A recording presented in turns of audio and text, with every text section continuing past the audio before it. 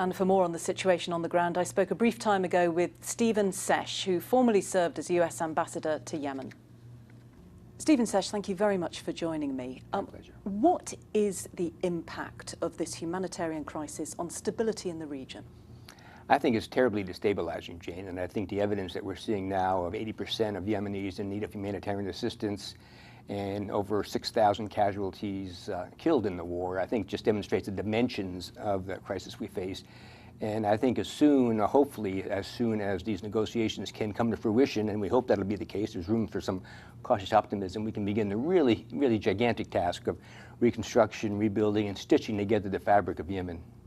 I want to talk about those negotiations shortly, but when we look at the pictures in the report we've just seen of children suffering, it really raises questions about the nature of this conflict. Do you think the US should be having second thoughts about backing the Saudi campaign in Yemen? I think there's no doubt the U.S. is having second thoughts, and I think the U.S. is quite engaged at the moment in trying to bring this to an end, supporting the efforts that the Saudis and the others are making to try to make sure that these talks and the ceasefire on April 10 will succeed, because I do think the United States runs a very serious reputational risk at the moment and is very much aware of that and wants to bring this to a close and move on to the next stage.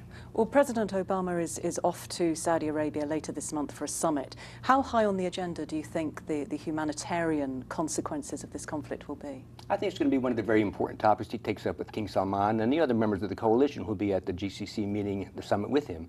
And I think he's going to want to try to bring this to a close. As I say, there's no reason at this point why we believe that the Saudis and the Houthis cannot come to some kind of terms and actually each of them walk away with some sense of having achieved a goal that they can claim with validity and a straight face is what they came into the war with. But how optimistic are you, bearing in mind we've had a series of peace talks over the last year since this conflict has been going on? I mean, what makes you think that this round will be any more successful? Well, the big difference now is that the Saudis and the Houthis have been in direct talks in Saudi Arabia about border issues. And so as a result of those talks, they've achieved some good, encouraging results. They've got a ceasefire along the border. The Houthis have stopped their cross-border incursions and their shelling across the border. The Saudis have stopped their airstrikes in Sada itself, which is the Houthi homeland in Yemen. And they've had a prisoner exchange and some talk of some demining and some other efforts underway. So there's a sense now building of confidence that each party sees in the other an opportunity to begin to get some things done and back away from this conflict.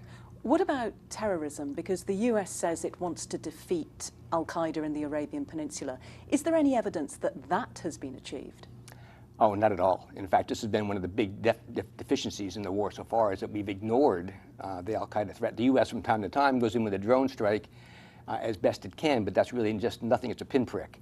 And I think what we're seeing now, too, as the war hopefully in the north starts to come to some settlement, efforts and energies will be devoted more to moving against al-Qaeda and the ISIS group, which is now sort of formed in Yemen itself. So I think there's a real sense of urgency building around this. And we're seeing forces already, I think, diverted.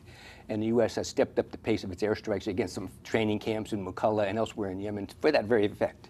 Still a very complicated situation on the ground there. Seche, thank you very much indeed for joining me. My pleasure, Jane. Thank you.